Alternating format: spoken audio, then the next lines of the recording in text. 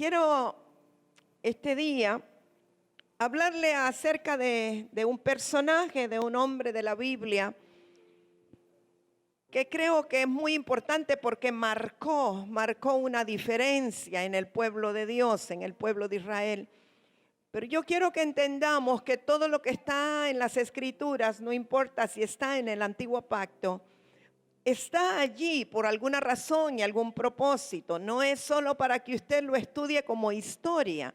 La Biblia no es un libro histórico, aunque contiene historia, es un libro profético, donde está lo que Dios quiere que esté para nosotros y para marcarnos principios espirituales que nos van a servir. Y yo le quiero hablar un poco del rey Ezequías esta mañana. Y yo espero que usted salga aún inquieto por conocer más acerca del rey Ezequías. Varias veces he predicado acerca del rey Ezequías. Hemos hablado del famoso túnel de Ezequías que llegaba hasta el estanque de Siloé. Hemos hablado en torno a la adoración. Hemos hablado aún de algo que le ocurrió a él al final, que fue descuidado con la siguiente generación. Y no impartió sobre Manasés, no le importó. Pero esta vez me voy a centrar acerca de la restauración en torno a algo que hizo Ezequías, o cómo Ezequías reaccionó ante una situación decadente de su nación. Y espero que todos podamos agarrar algo bueno de ahí. Mire, Ezequías reinó, dicen que por 29 años, aproximadamente entre el año 716 antes de Cristo y el 687 antes de Cristo. Su padre fue Acaz, el rey que le precedió, y fue un rey que hizo lo malo, un rey que fomentó la idolatría, que quitó el culto a Jehová, hizo todo lo malo que usted se pueda imaginar. Y a veces yo pienso, ¿cómo de un hombre tan malo puede venir un hijo que hizo lo contrario? Tiene que ser la mano de Dios, ¿verdad? Tiene que ser el Señor realmente. Y qué bendición y qué privilegio cuando el Señor te eligió a ti a pesar de lo que tus padres puedan haber hecho. Es una tremenda bendición. Y yo creo que eso pasó con Ezequías. Y después de Ezequías, su sucesor fue Manasés. Como dije, no vamos a hablar de él. Pero cuando vemos la genealogía de Ezequías, él era del linaje de David, era de la familia de David. Quiero leer algo en Mateo 1:17, no tiene que leerlo, yo se lo voy a leer, solo para entender algo acerca de la genealogía. Dice Mateo 1:17, de manera que todas las generaciones desde Abraham hasta David son 14, fíjese bien. Desde David hasta la deportación a Babilonia, 14. Y desde la deportación a Babilonia hasta Cristo, 14. Ahora, fíjese qué interesante que aquí dice que hay 14 generaciones de Abraham a David, pero luego cuando menciona las otras 14 generaciones, comienza otra vez de David. Y dice hasta la deportación de Babilonia. Ahí no está hablando de un rey en particular, sino que está hablando de un hecho.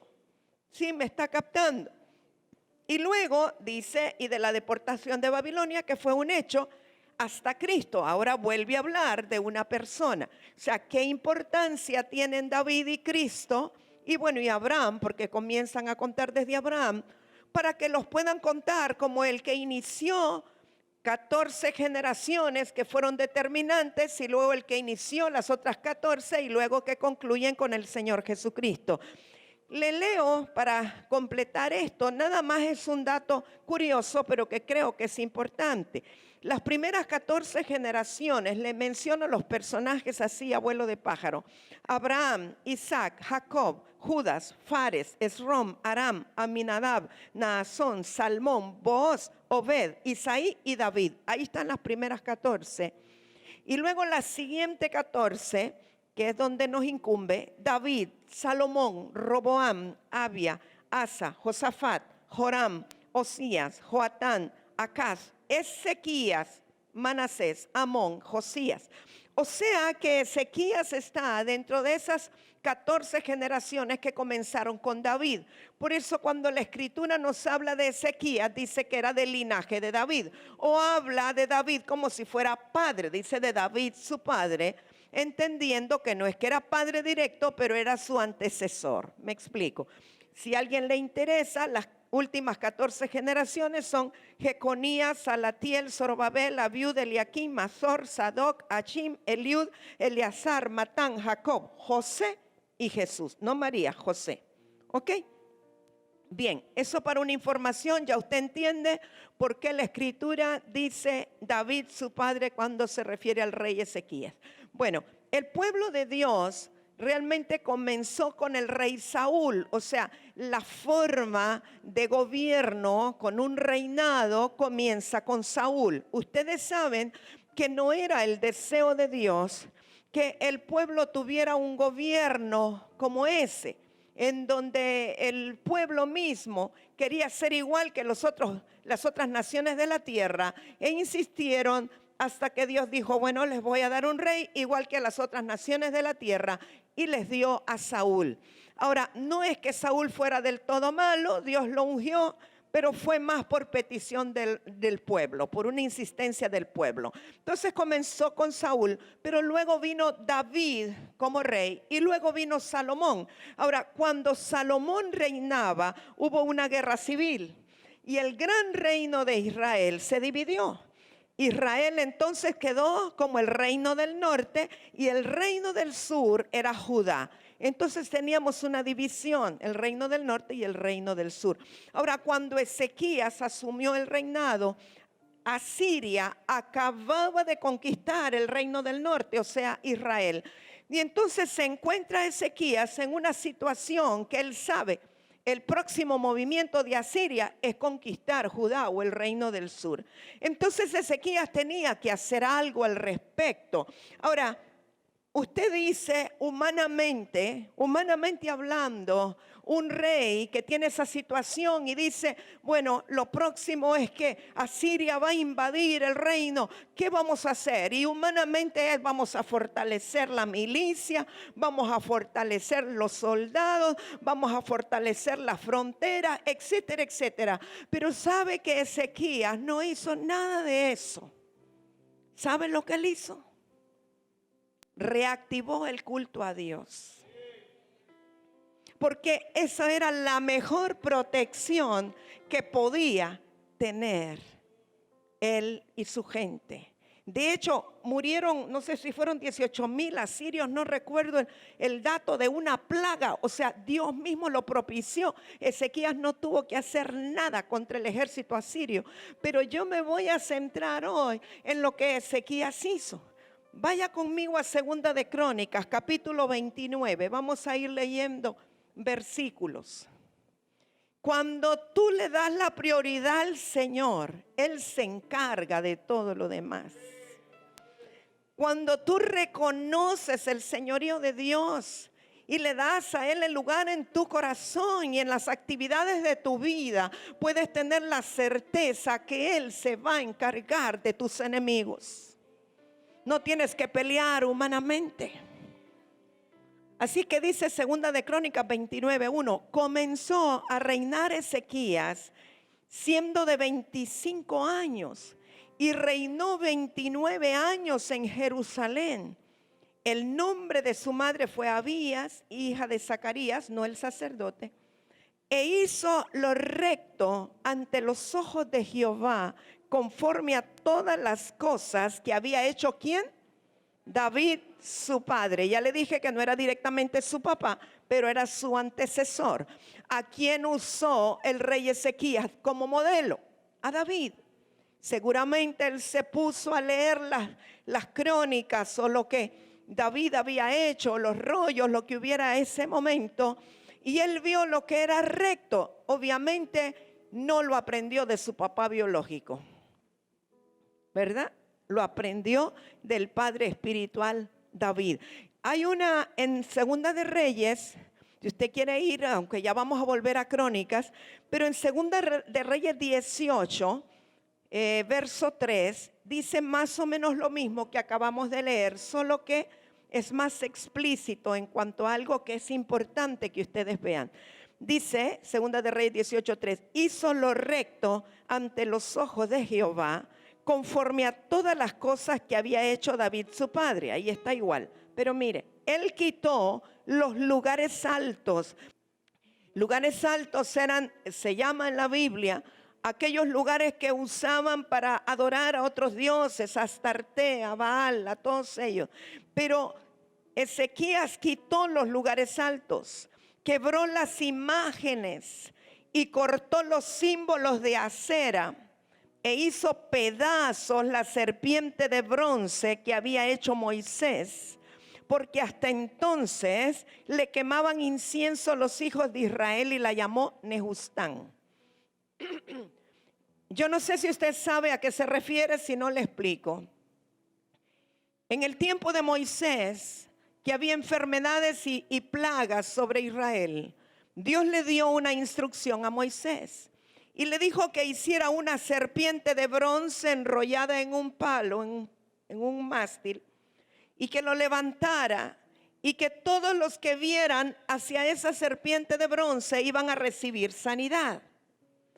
Ahora, esa serpiente de bronce enrollada así sobre un palo es el símbolo del caduceo que hoy se usa, lo usan los médicos como su identificación. Después apareció la otra serpiente, ahora es con dos, pero originalmente era con uno. Y entonces el pueblo de Israel miraba hacia esa serpiente de bronce por cuanto era una instrucción del Señor. A través de eso recibían la sanidad. El problema fue que la gente comenzó a adorar la serpiente de bronce y el palo y el metal, y empezaron a idolatrar aquello como si el bronce en sí mismo, la serpiente en sí misma, tuviese algún poder. Y cuando se convirtió en una idolatría y no el cumplimiento de una ordenanza de Dios, a Dios no le agradaba, porque a causa de eso se volvieron idólatras. Pero Ezequías, a pesar de todo, él entendió, es como que él traía una vena, un ADN de David, traía algo Ezequías que pudo recibir la revelación, porque tuvo que ser por revelación, y él entendió que ese Nehustán, que era la serpiente allí en el palo, estaba provocando un problema, estaba causando que la gente se volviera idólatra. Así que cuando se voló los lugares altos, también rompió las imágenes de acera, quitó los ídolos y eliminó a Nehustán, o sea, la serpiente de bronce enrollada. Ahora, ¿cuál era el propósito de la serpiente de bronce? Dios estaba profetizando a través de eso, porque lo que representaba en el inicio era lo que habría de venir, un Cristo en la cruz del Calvario o en el mástil donde fue clavado, desfigurado, que sobre él cayeron todas nuestras enfermedades, sobre él cayeron todas nuestras dolencias, que no tenían ningún aspecto hermoso. Y Dios lo que le estaba diciendo a Moisés era: el que mire a Cristo, el que mire al Mesías que ha de venir, a un desfigurado, que sobre él, sobre sus llagas caerán toda enfermedad de la humanidad, esos serán sanados. El deseo de Dios no era que se adorara a una serpiente de bronce, sino que se esperara, que se anhelara al Mesías, porque cuando él estuviera allí en esa posición, ahí se iba a llevar toda la enfermedad de la humanidad que creyera en él. Pero Ezequías tuvo la revelación y derribó esto también, porque constituía un problema idolátrico. Volvemos a 2 de Crónicas 29, por donde nos quedamos. Vamos a verso 3. Dice: en el primer año de su reinado, en el mes primero, abrió las puertas de la casa de Jehová y las reparó. E hizo venir a los sacerdotes y levitas y los reunió en la plaza oriental. Usted sabe que los levitas eran una tribu que provenían de Leví, y de en medio de los levitas se escogían los sacerdotes. Ahora, él los hizo venir.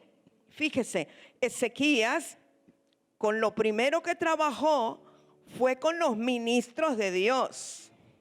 Hizo venir primero a los levitas y a los sacerdotes. No llamó a los que estaban en el gobierno, en la corte, no. Él sabía, él entendía por revelación que si los sacerdotes y los levitas se alineaban, iba a venir un alineamiento en toda la nación o en todo lo que le correspondía, todo Judá.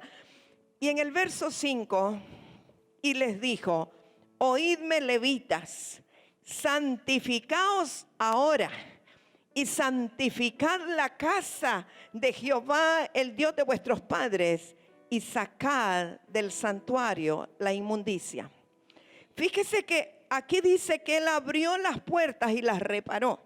Quiere decir que el templo tenía las puertas cerradas. Ahora entienda usted que no es cualquier templo, era el templo que Salomón había edificado, donde se había invertido miles de millones, ¿verdad?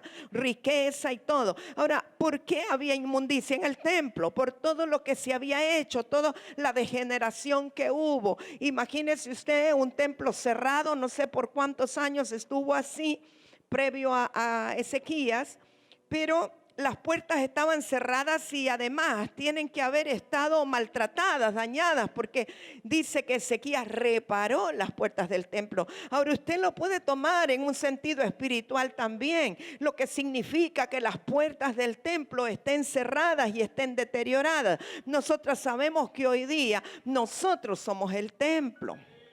Nosotros somos el templo, pero en este momento para Israel la presencia de Dios solamente habitaba en el lugar santísimo que estaba en el templo. Es como que Israel no tenía templo, no tenía alabanza, no tenía adoración.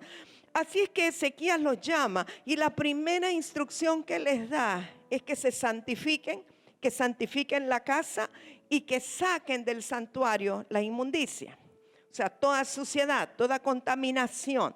Seguimos, vamos a segunda de Crónicas 29, salte al verso 9 si gusta. Y he aquí, nuestros padres han caído a espada y nuestros hijos, nuestras hijas y nuestras mujeres fueron llevados cautivos por esto. Verso 10, fíjese, esto es muy importante. ¿Qué dice Ezequías? Ahora pues, yo he determinado hacer pacto con Jehová, el Dios de Israel, para que aparte de nosotros el ardor de su ira. Mire, amados, esto es sumamente importante. A veces nosotros estamos esperando que el Señor se ponga de acuerdo con nosotros. Pero sobre todo las personas en autoridad tienen que tomar una determinación y es ponerse de acuerdo con Jehová. En la medida que las autoridades se pongan de acuerdo con el Señor, las cosas van a cambiar. Pero también eso habla de nosotros como autoridades espirituales. No solamente estamos hablando de autoridades de gobierno, estamos hablando de autoridades espirituales también. Lo primero que tenemos que hacer si queremos ver una restauración es nosotros hacer pacto con el Señor. Nosotros ponernos a cuentas con el Señor. Nosotros determinarnos para estar alineados con el Señor. Verso 11, y yo quiero que ese verso 11 usted lo tome para usted. Olvídese que fue en tiempo de sequía, yo creo por el Espíritu Santo que es para nosotros hoy. Hijos míos, no os engañéis ahora, porque Jehová os ha escogido a vosotros para que estéis delante de Él y le sirváis y seáis sus ministros y le queméis incienso. Yo quiero hablar un poquito de esto. Muchas veces cuando alguien dice, oh, es que yo siento el llamado al ministerio. Y está bueno, la palabra ministerio solo quiere decir servicio. Si usted siente el llamado al ministerio, es que usted siente el llamado a servir al Señor. Pero antes de servir al hombre, Usted necesita entender que nosotros hemos sido llamados en primera instancia para estar delante del Señor, para ser ministros o servidores del Señor, para quemar incienso para el Señor, que es la oración de adoración. Ningún hombre puede servir eficientemente a los hombres si primero no sirve a Dios, si primero no ministra al Señor.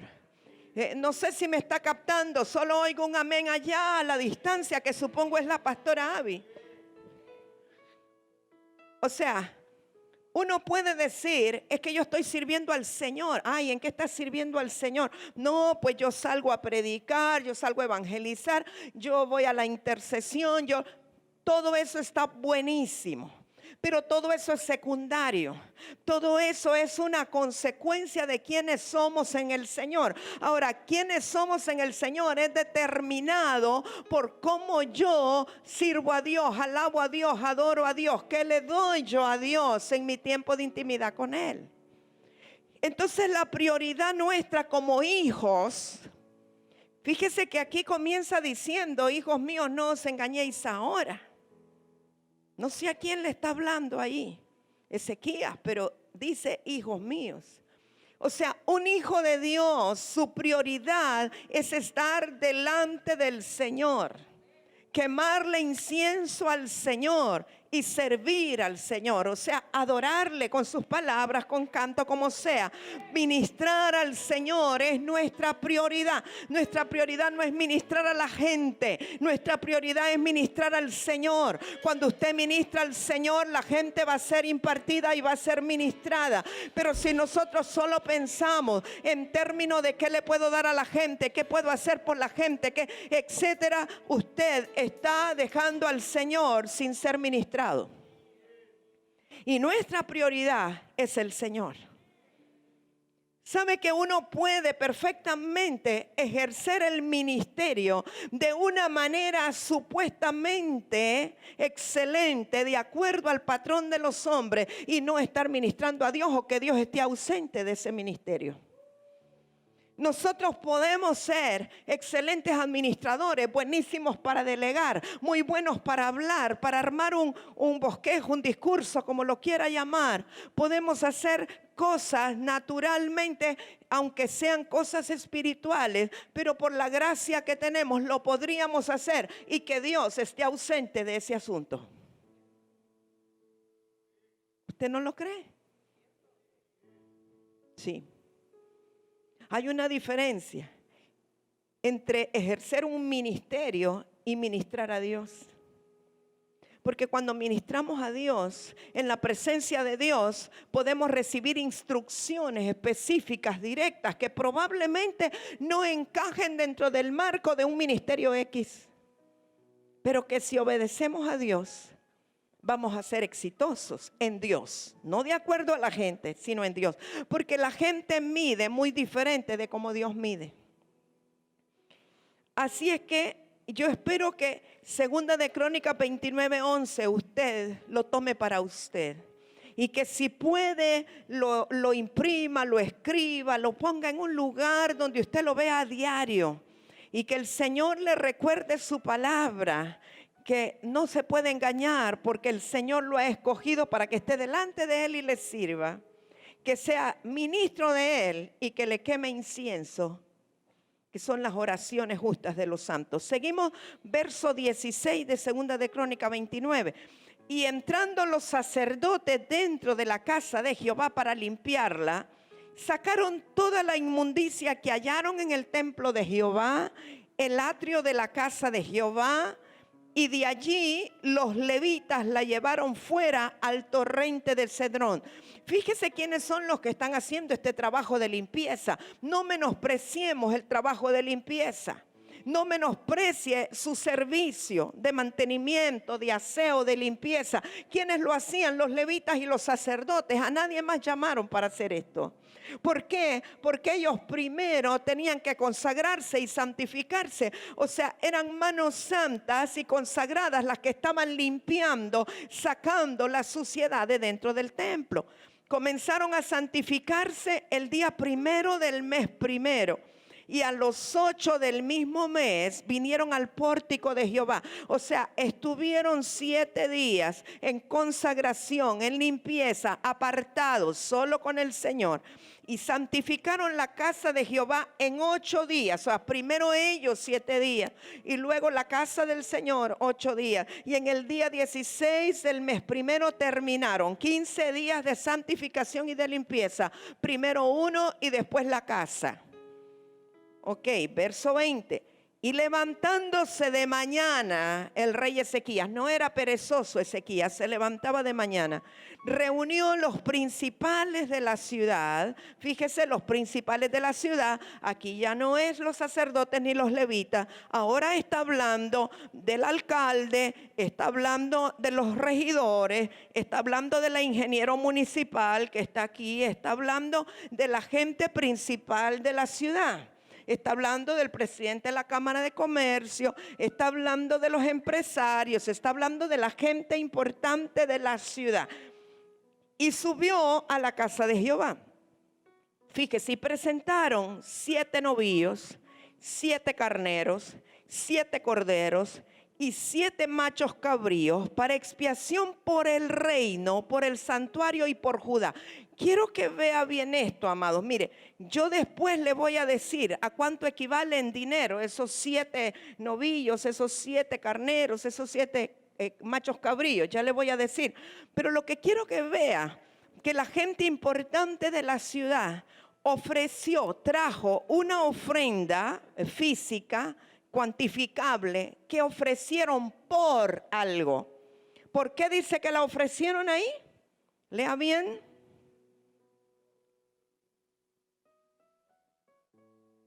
Para expiación por el reino, por el santuario y por Judá. O sea, por el reino, está hablando del territorio, ¿verdad? 3 cosas por las cuales uno trae ofrenda. Era como, Señor, quita tu ira del reino de Judá. Señor, que todo tu reino sea guardado. Que tu santuario, Señor, vuelva a adorar tu nombre. Que en tu santuario se vuelva a adorar. Y para esto trajeron una ofrenda que fuera agradable al Señor. A veces nosotros creemos que ofrenda es solo dinero. Ofrenda tiene un poder para desatar bendiciones y detener la ira de Dios. Hay ofrendas de paz, hay ofrendas que se hacen para recuperar la bendición en un lugar. Pero necesitamos ser entendidos, no estar a la defensiva, que cuando se habla de ofrenda, ay, es que me quieren sacar dinero. No, hay principios espirituales que nos hablan de para qué son las ofrendas. Y dijo a los sacerdotes hijos de Aarón que los ofreciesen sobre el altar de Jehová. Mataron pues los novillos y los sacerdotes recibieron la sangre y la esparcieron sobre el altar. Mataron luego los carneros y esparcieron la sangre sobre el altar. Asimismo mataron los corderos y esparcieron la sangre sobre el altar. Sabe, yo llamé a personas que están enterados de los precios actuales en Lempira de estos animales. Y me dicen que un novillo grandote ya como para venderlo al destazadero o a la empacadora pesa como 1000 libras y que el precio ahorita en mercado es de 18 lempiras la libra. Estamos hablando de 18,000 lempiras por novillo, y si eran 7 novillos eran 126,000 lempiras los 7 novillos. Pero luego dice que trajeron 7 carneros. Un carnero no está tan bien cotizado aquí. A lo mejor en Israel cuesta más, pero puede costar hasta 3,000 lempiras, me dijeron. Y 7 carneros, estamos hablando de 21,000 lempiras. Un cordero que es más joven puede costar como 1,500 lempiras. 7 corderos son 10,500 lempiras. Y un cabro que todavía es menos cotizado, no estoy hablando de un cabro semental, estoy hablando de un cabro que no se quieren comer, cuesta como 1,000 lempiras y 7 cabros son 7,000. Tenemos un total aproximado de 164,500 lempiras, que equivale a más o menos $7,200. de lo que trajeron para ofrenda. Pero eso no es nada, ya va a ver usted más adelante. Pero para que tenga una idea de en qué consistía la ofrenda. Seguimos, verso 25, me pareció sumamente interesante, verso 25 y 26. Mire lo que hizo Ezequías. Puso también levitas en la casa de Jehová con címbalos, salterios y arpas. No salterios, sino salterios, ¿verdad? ¿Sabe lo que son los címbalos? Unos platillitos pequeños con una correa que chocan el uno con el otro, ¿ok? Hacen un ruido, pero no es como que pueden hacer una melodía, sino que hacen un sonido. Conforme al mandamiento de David, de Gad, vidente del rey, y del profeta Natán, porque aquel mandamiento procedía de Jehová por medio de sus profetas. Esto a mí me ha dejado meditando, pensando, quizá lo había visto antes, pero ahora es como algo que está muy fuerte en mi corazón, que por medio de los profetas Dios mismo había dado un mandamiento en relación a los instrumentos musicales. Dice que por eso Ezequías puso, porque él quería hacer todo lo que tenía que ver con David. Entonces puso estos instrumentos y los levitas estaban con los instrumentos de David y los sacerdotes con trompetas. Yo he buscado cuáles son los instrumentos de David y usualmente lo que me dicen que son estos: arpa, salterio y címbalos. O sea, habían unos instrumentos que en el culto o en la ceremonia se reconocían como los instrumentos de David. Ahora, los sacerdotes tocaban las trompetas, pero las trompetas no eran para producir melodía, porque las trompetas eran unas trompetas largas de plata que no tienen émbolos, sino que solamente es para hacer un sonido, como para hacer tú, como lo haría un shofar. Pero estas no eran trompetas como las que conocemos nosotros ahora, sino unas trompetas largas de plata que solo daban un sonido. Y dicen, todo lo que busqué, eran 2 trompetas las que estaban en manos de los sacerdotes. Así es que era una combinación de las 2 cosas. Las trompetas de los sacerdotes como para un llamado a consagrarse, como un llamado a una convocatoria. Y los levitas con los instrumentos que se conocían como los instrumentos de David. Tiene que haber habido un misterio, ya que la Biblia habla de los instrumentos de David muchas veces, varias veces. Entonces yo me atrevo a decir o a entender que el Espíritu Santo inspiró a David para construir esos instrumentos. Ahora, yo no sé, no creo que hayan sido los mismos que estaban usando, que le pertenecían a David. Yo pienso que ya los habían reproducido, habían pasado varias generaciones, pero seguían siendo esos instrumentos. Así es que ahí estaban los levitas con los instrumentos y los sacerdotes con las trompetas. Entonces mandó Ezequías sacrificar el holocausto en el altar. Usted entiende que un holocausto es una ofrenda del todo quemada, ¿verdad? Es decir, lo que acabamos de hablar de los 7 novillos, los 7 carneros, los 7 machos cabríos. Cuando se habla de un holocausto, quiere decir que le ponen fuego hasta que se consume totalmente y solo quedan las cenizas. ¿Sí? Ok, no se recupera nada. Y dice, y cuando comenzó el holocausto, fíjese bien, comenzó también el cántico de Jehová con las trompetas y los instrumentos de David, rey de Israel. Y toda la multitud adoraba, diga conmigo, y toda la multitud adoraba. Y los cantores cantaban, y los trompeteros sonaban las trompetas. Todo esto duró hasta consumirse el holocausto. Daniel, ¿puedes venir un momentito? Quiero hacerte una pregunta, ya sabes por dónde voy. ¿Cuánto tarda en que se consuma un toro completo bajo el fuego? Consumido a ceniza, días, 3, 4 días quizás, a cenizas. Gracias, lo dice un argentino. O sea, mis amados, no hubo interrupción. Póngase que por 3, 4 días, y eran 7 además. Bueno, yo no sé si el lugar del sacrificio era tan grande para poner los 7 de una vez. No lo sé, tendría que ver los detalles. Pero póngale que hayan sido 4 días, amados. En 4 días no cesó la alabanza, no cesó la adoración. En 4 días el pueblo, la multitud adoraba a Jehová. Sonaban los instrumentos, sonaban las trompetas durante 3 o 4 días, mientras se consumía todo el holocausto y quedaba reducida a ceniza lo que ellos habían traído para el Señor. Nosotros con 1 hora ya estamos un poco incómodos. ¿A qué horas van a terminar estos hermanos? Ya estoy aburrido. Pero ellos tenían claro que estaban redimiendo una nación. Ellos tenían claro que estaban recuperando el dominio, la autoridad espiritual en un reino. Ellos sabían que tenía un trasfondo espiritual poderoso.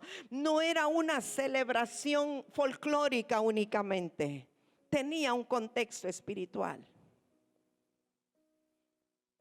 Segunda de Crónicas 29:29. Y cuando acabaron de ofrecer, póngale que después de los 4 días, se inclinó el rey.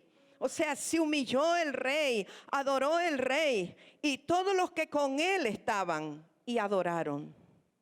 Las autoridades, la gente de gobierno se humilló, adoró, entendió lo que estaba pasando. Entonces el rey Ezequías y los príncipes dijeron a los levitas que alabasen a Jehová con las palabras de David y Asaf vidente, o sea, con las palabras proféticas, quizá lo que hoy conocemos como salmos, pero le dijeron alaben usando estas mismas declaraciones, estas mismas palabras, y ellos alabaron con gran alegría, diga conmigo, con gran alegría, y se inclinaron y adoraron. Verso 31. Y respondiendo Ezequías dijo: vosotros os habéis consagrado ahora a Jehová. O sea, todo este procedimiento era para consagrarse. Vosotros os habéis consagrado ahora a Jehová, como quien dice, ustedes ya pasaron la prueba, se mantuvieron, pudieron, vencieron. Acercaos pues y presentad sacrificios y alabanzas en la casa de Jehová. Y la multitud presentó sacrificios y alabanzas, y todos los generosos de corazón trajeron holocausto. Yo quiero que usted repita eso conmigo. Y todos los generosos de corazón trajeron holocaustos. O sea que el traer holocausto al Señor tiene que ver con la generosidad del corazón. Un corazón corrupto, un corazón no generoso, un corazón tacaño, no puede traer holocausto al Señor. Y fue el número de los holocaustos que trajo la congregación. Yo quisiera que usted subraye, por favor. ¿Cuál fue el número? 70 bueyes. Esta es la congregación ya. 100 carneros, 200 corderos, todo para el holocausto de Jehová. Y las ofrendas, esto era el holocausto, y las ofrendas fueron 600 bueyes y 3,000 ovejas. Le ayudo con la matemática. El holocausto, 70 bueyes, 2,100,000 empiras, 100 carneros, 300,000 empiras, 200 corderos, 300,000 empiras. Ofrendas, 600 bueyes a 30,000 cada uno. Pregunté, los bueyes están caros. 18 millones. Y 3,000 ovejas a 2,000 cada uno, 6 millones. ¿Cómo le queda el ojo?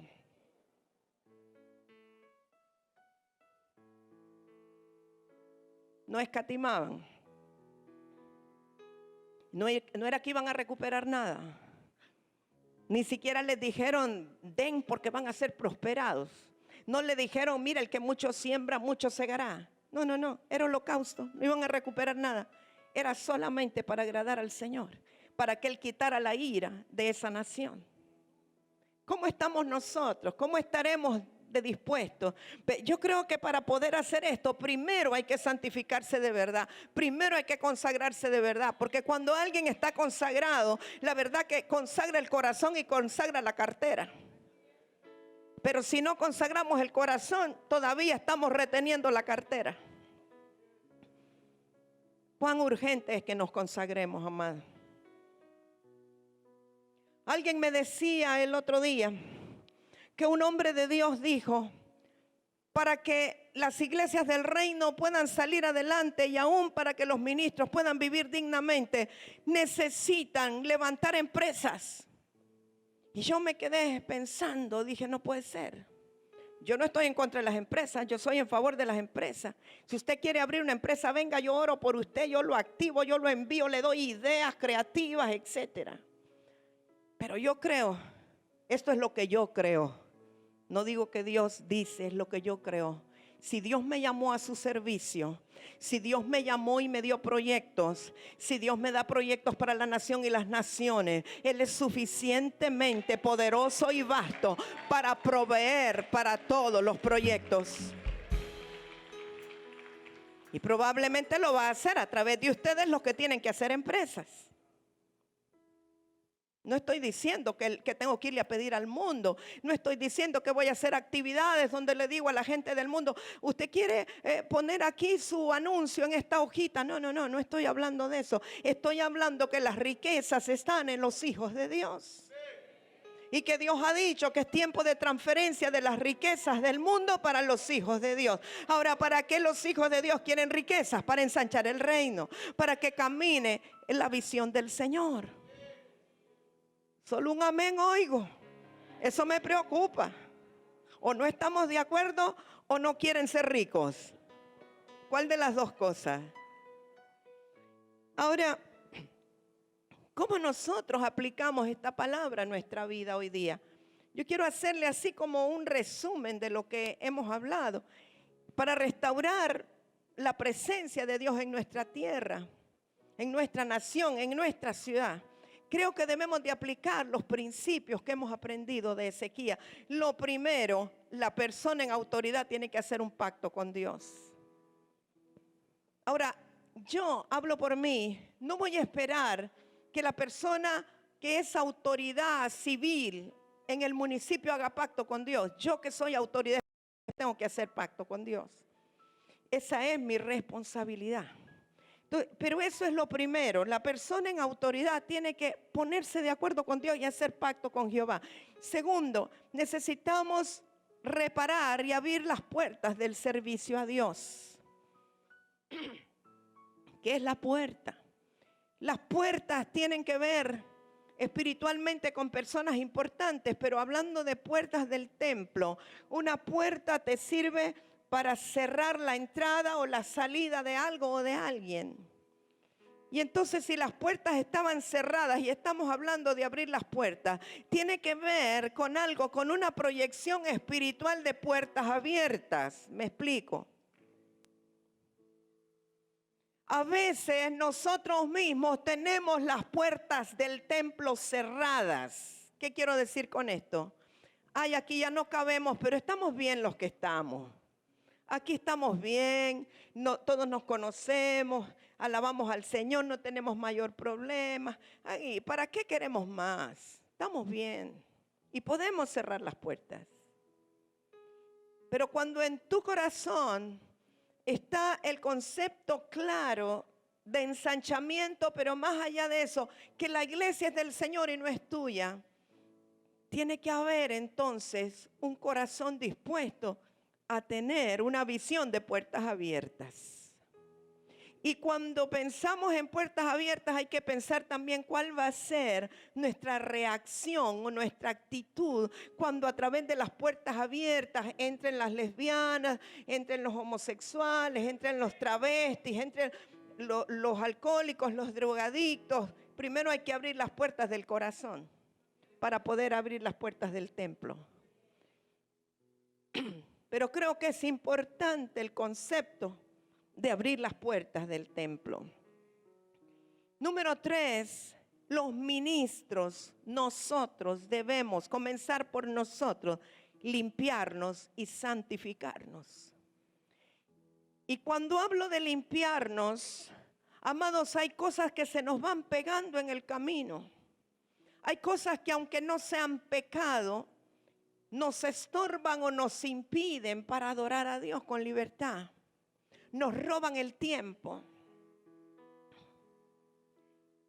Sería bueno, sería recomendable que cada uno de nosotros a título personal llevara un conteo del tiempo que invertimos en Facebook, en contestar cosas de WhatsApp que nos mandan o reenviarlas, o cosas que a la larga no edifican su espíritu, pero que le roban tiempo de adorar al Señor o de concentrarse en el Señor. Creo que el consagrarnos tiene que ver con entender que somos propiedad absoluta del Señor. Y que el que sabe hacer lo bueno y no lo hace, le es pecado. Y hay muchas cosas buenas de parte de Dios que no alcanzamos a hacer porque estamos metidas en otras que no son tan buenas. Creo que hay un llamado espiritual muy fuerte en este tiempo, en esta época, en esta etapa, no solo para nosotros. No estoy hablando aquí solo a ustedes, estoy hablando también a los que están por internet y todos los que van a ver este video en los próximos días cuando se suba a YouTube o a través de Facebook. Y a muchos otros a quienes les va a llegar. Yo creo que hay una demanda de parte del Espíritu Santo para que como ministros nos limpiemos y nos santifiquemos y nos consagremos al Señor, si Dios nos ha llamado a su servicio. Primero necesitamos tener la certeza de que fue Dios quien nos llamó y no el hombre. No me puso el hombre, me llamó el Señor. Respondí a Dios y no a ningún hombre. Por lo tanto, le pertenezco a mi papá Dios, soy de su exclusiva propiedad y servicio. No tengo derecho de hacer lo que me dé la gana, sino solo lo que Él me mande a hacer. No tengo derecho de meterme en cosas que Él no me mandó. Y una de las cosas tremendas en la iglesia es que la iglesia se ha metido en cosas a las que Dios no los mandó, entre ellos la política. No estoy en contra de que hombres de Dios se lancen a la política, no estoy diciendo eso, estoy hablando que la congregación no debe tener un color de partido ni ser politizada. No nos llamó a eso el Señor. Tenemos que defender los principios espirituales que hemos aprendido y que el Señor nos ha dado, eso sí.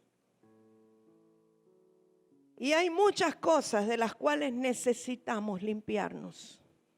Hay muchas cosas que necesitamos dejar, estoy hablando por mí en primer lugar, para consagrarnos verdaderamente al Señor. En estos días he estado terminando de escribir un libro que se lo mencioné. Yo sé que usted va a querer leerlo y va a ser bendecido. Los avivamientos en Honduras.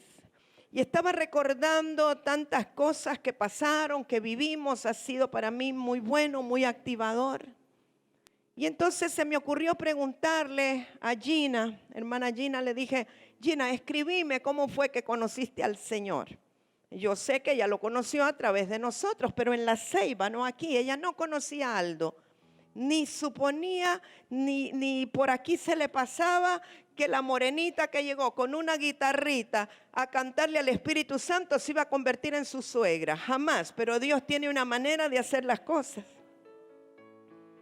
Así que fuimos de La Lima con un equipo, estaba conformado por la pastora Mirlen, morenita en ese tiempo, no era pastora, aunque Dios ya la había llamado, la profeta Iona, Ingrid Ochoa de Benavides, Holman Benavides y Luisito Hernández de La Montaña y mi esposo y yo. Me imagino que fuimos en un busito para que cupiéramos todos y era a la entrada de La Ceiba, cerca del Curla, en una casa de retiro.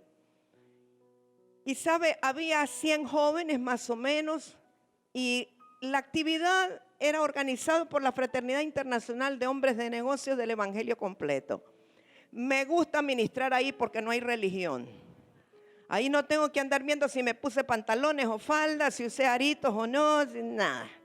Entonces empezó la morenita, le dije, bueno, empezá vos. Empezó a ministrar al Espíritu Santo, a cantarle al Espíritu Santo. Y cayó una presencia del Señor tan fuerte que era todo el día el retiro, ¿verdad, Gina? Que era todo el día. nadie pudo predicar, porque la presencia de Dios era demasiado fuerte. Y los jóvenes comenzaron a ser liberados directamente por el Señor, sin que los tocáramos. Y comenzaron otros, además de ser liberados, a recibir el bautismo del Espíritu Santo. Y Gina Antonella Arellano, nunca olvidaré la danza que ella tuvo ese día, porque jamás la he vuelto a ver. Fue una danza directamente del Espíritu, algo que no se puede reproducir. Y a mí me llamó ella la atención. Yo dije, ¿quién es esa muchacha? Tengo que conocerla, tiene un llamado profético. Es tremendo lo que Dios hizo en ella. Le dio paquete completo ese día, la liberó, recibió a Cristo, perdonó a su papá que lo odiaba, fue llena del Espíritu Santo, danzó por primera vez y además quedó vinculada con la futura suegra. O sea, paquete más completo usted no puede encontrar. Pero mientras recordaba yo todo eso, porque eso era todos los domingos, amados, todos los sábados y todos los domingos en diferentes partes del país. Eso es un evento, pero igual pasaba en La Maní, igual pasaba en Olancho, igual, en todas partes, en Tocoa, donde quiera que íbamos, pasaba eso. Y yo le dije, Señor, ¿pero por qué? ¿Qué ha pasado? Si era solo una guitarrita de palo sin amplificador. No teníamos bocinas line array, no teníamos un teclado Korg, no teníamos MIDI, no teníamos monitores, no teníamos nada. ¿Qué pasó? Yo necesito la respuesta. Porque Dios nos está hablando de un avivamiento, nos está hablando del poder, de la manifestación de su gloria, nos está hablando de milagros extraordinarios, sanidades sobrenaturales, y nosotros somos los que hemos sido llamados a hacerlo. Entonces, ¿qué hemos perdido en el camino que tenemos que recuperar? Yo creo que todos deberíamos hacernos esa pregunta. Algo se perdió en el camino que lo tenemos que recuperar. Y yo a lo único que llegué es, estamos demasiado ocupados en cosas que no son espirituales. Esa fue la respuesta para mí. No sé para usted, pero para mí. ¿Sabe que a veces nos metemos en cosas que Dios no nos llamó ni son necesarias? Me acuerdo en un tiempo, a mí se me había metido la idea, hace mucho tiempo, de que tenía que levantar empresas para que cuando las prostitutas se convirtieran tuvieran un lugar digno donde trabajar. Y yo sé que eso es bueno y es de Dios, pero no para que yo lo hiciera. Y entonces me metí a abrir empresas y trabajaba aquí, trabajaba allá. Y me acuerdo en Cafetería Lezucá que tuvimos, se va el cocinero y a mí me tocaba estar cocinando hasta las 12 de la noche.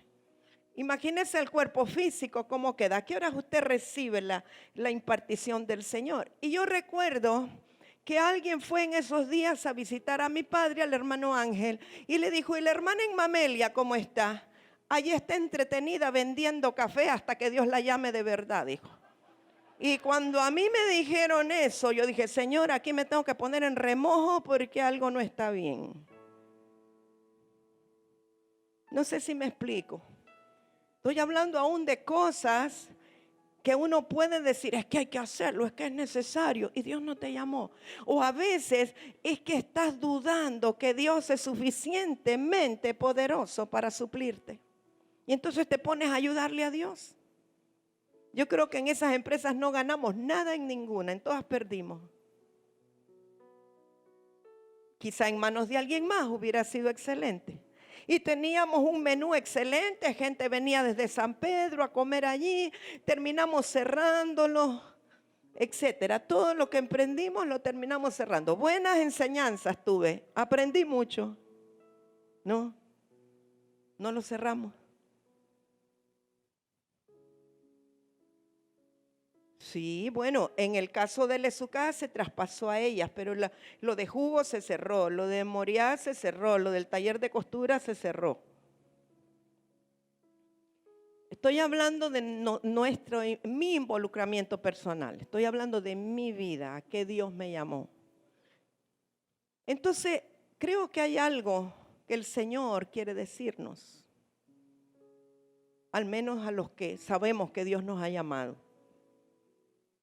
Quizá nosotros mismos podamos estar deteniendo lo que Dios quiere hacer.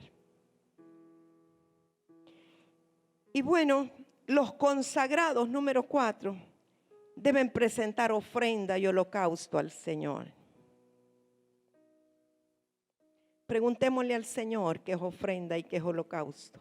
Pero primero consagrémonos antes de presentarlo. Número 5, adoración y alabanza simultáneas, es decir, mientras está el holocausto, mientras está la ofrenda, alabanza y adoración. Y número 6, decía que toda la congregación traía ofrenda, alabanza y holocausto. Creo que son principios que nosotros podemos tomar, podemos asumir, podemos aplicar a nuestra vida. Como le dije al principio, todo lo que allí está es para que nosotros aprendamos algo. Tengo algo en mi corazón desde hace rato, desde que comencé, estaba batallando si seguía o no, porque me comenzó un dolor en el corazón, pero no el corazón físico. Yo sé cuándo es el corazón emocional. Y sé que hay una persona aquí esta mañana que tiene su corazón emocional un poquito quebrado y quiere reconciliarse hoy con el Señor. Así que me atrevo a hacer este llamado ahora, antes de orar por lo que sigue. Pregunto, ¿hay alguien aquí hoy que tiene su corazón emocionalmente afectado, dolido y dice, oh, yo ya no puedo más, tengo que volverme al Señor? Estoy entendiendo por lo que Dios me muestra que es alguien que ya conoce al Señor, pero que ha andado fuera del Señor, pero sabe que Él es del Señor y hoy quiere hacer un pacto con el Señor. Abro este lugar para que esa persona pueda venir. Sé que está aquí, que pude sentir así el dolor en mi corazón de cómo esa persona se siente emocionalmente. Voy a darle un tiempito para que medite. Ora en lenguas, por favor. Ora en lenguas, ora en lenguas. Oki ramai soba rama mama y seberreme y soba raba baba. Pase. Y ramai, sé que es un varón y carrababa, pero pase. Pastora Mirlen, ¿quieres orar con ella? Y carramai soba rama mama y soba raba baba. Y amai soba rama y so. El Espíritu de Dios le está hablando a esa persona. Y esa persona vino porque sabe que su lugar no es el mundo, su lugar es el Señor, la casa del Señor. Y Dios quiere ministrar tu vida este día, porque hoy es el día agradable de Dios para ti. Tú viniste con propósito. Y carrama y soba baba y soba raba baba. Pastora Felicia quiere orar por ella, por favor. Y carrama y soba rama y serebe bebé. Y sigue orando en lengua. Sé que hay más personas. Rima y soba rama y so. Y carrama y sé que rebe, Padre, por amor a tu nombre. Urima y so carrama rama y se. Y carraba y so. Gracias, papá. Gracias, papito lindo. Ven para acá. Gracias, Señor Dios Todopoderoso, aleluya, gracias, Padre, gracias, Espíritu Santo de Dios.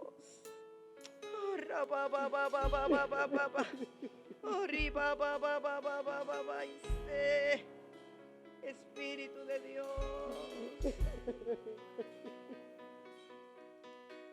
Rigo, ¿quieres orar por él, por favor? El Señor te trajo con propósito para bendecirte, para que te conectes otra vez con la fuente. Aleluya. Pastor Rigo va a orar por ti. ¿Hay alguien más? Seguimos esperando por alguien más. Dios es bueno, misericordioso. Él está haciendo cosas hermosas en el corazón. Gracias, Espíritu Santo. Gracias, Espíritu de Dios. Oh, mamá, y no tardes en responder al Señor. Oh, Ribais, gracias por estas 3 personas. Gracias por estos 3 hijos tuyos. Gracias por la bendición tuya, Señor amado. Gracias, Padre. Oh, remeiso, maisi, mamá, maiso.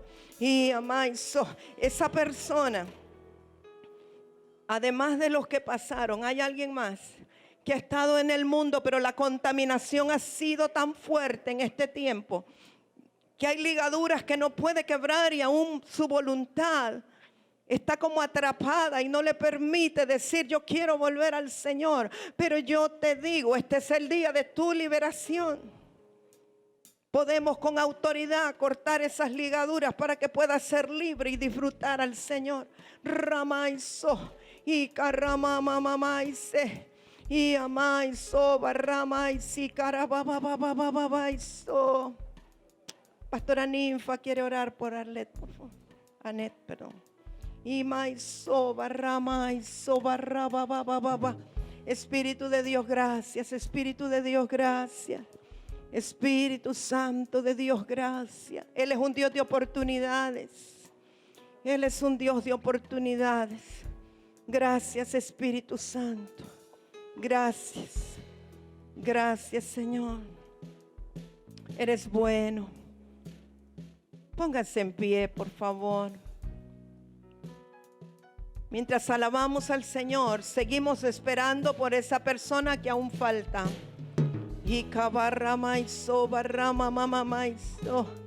Vamos a decirle al Señor con nuestro corazón. Entendemos, Señor, que necesitamos limpiarnos, necesitamos consagrarnos a ti, Señor.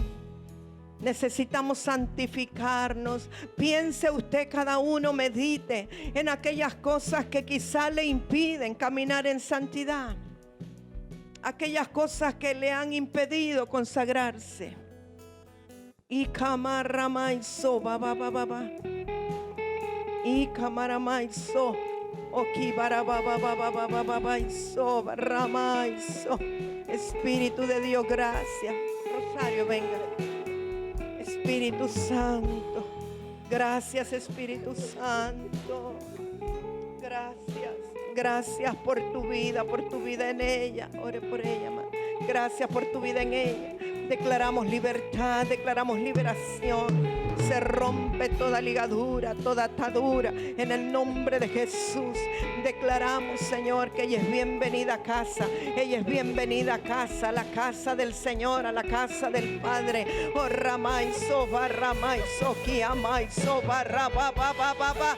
Oh, remeiso, bababarramaiso, barrabababababa. Espíritu Santo de Dios. Espíritu de Dios, sí,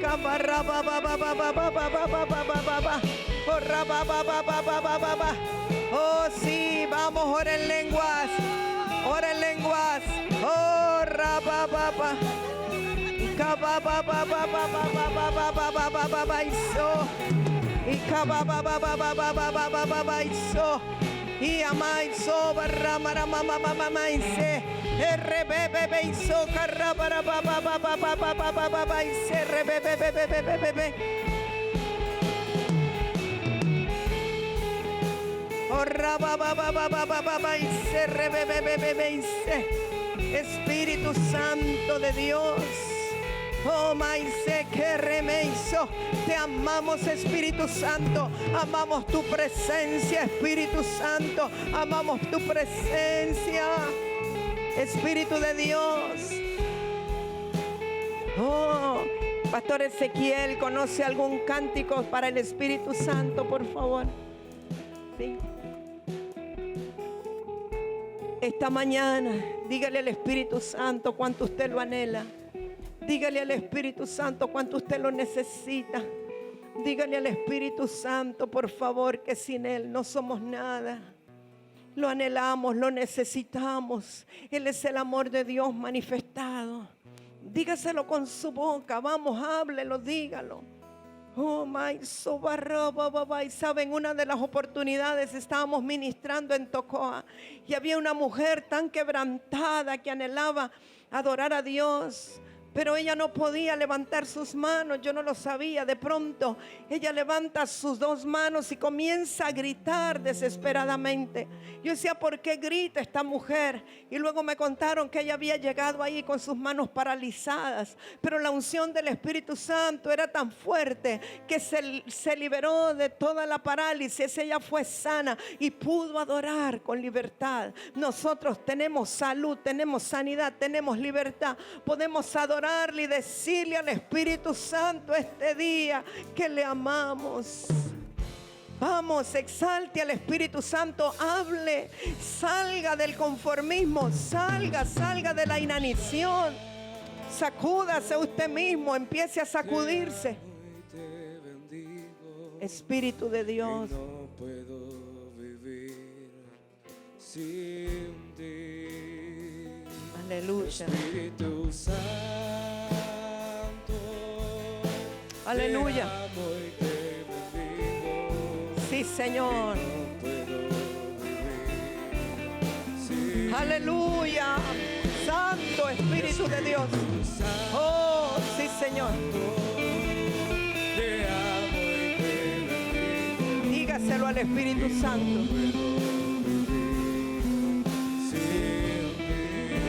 Aleluya. Espíritu de Dios. Espíritu Santo de Dios. Y my soul. Oh, Espíritu de Dios. Oh, Espíritu de Dios. Oh, levante su voz, levante su voz.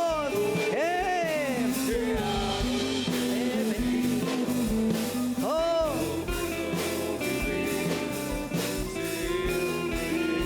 Espíritu. Oh, oh, ya va, y so. Y no puedo vivir sin ti. Dígaselo, dígaselo. Oh, y te digo, y no puedo vivir sin ti. Espíritu Santo, te amo y te digo, y no puedo vivir sin ti. Vamos, dígaselo al Espíritu Santo. Oh, sí, sí, sí. Te amo y te bendigo, y no puedo vivir sin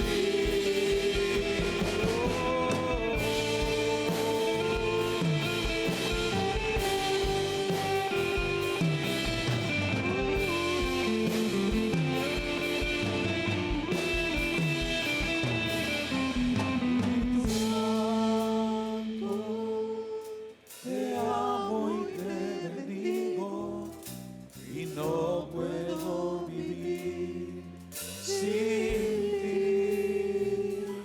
Espíritu Santo, te amo y te bendigo, y no puedo vivir sin ti.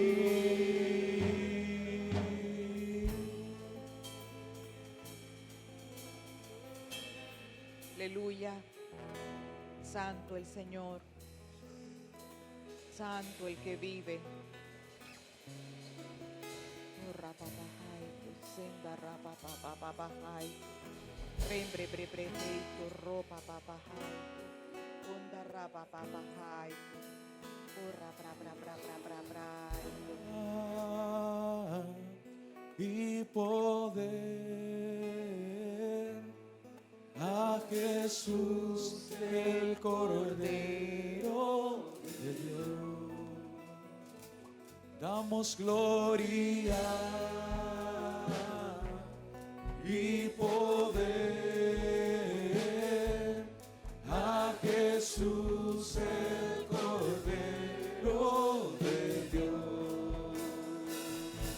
Y gloria